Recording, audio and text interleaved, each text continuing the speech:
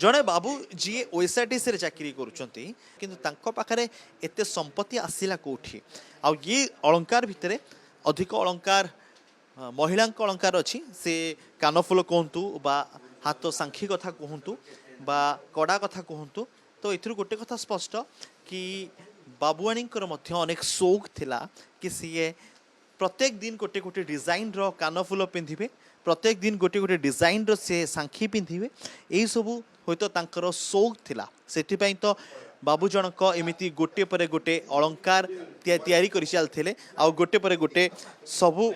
जिनिस सी घरे रखी थे यही सबू जिनस घर मिली कौन सी लकर मिलनी लकर आहरी अधिका बाहरी पारे आहरी अधिका मिली पारे जो लकर जांच करा किंतु ये घरे जदि एतिकी तो आउ क्या घरे केते टंकार अलंकार थिबो स्पष्ट भाव में जना पड़ो जो संपूर्ण तदन प्रक्रिया सरीब।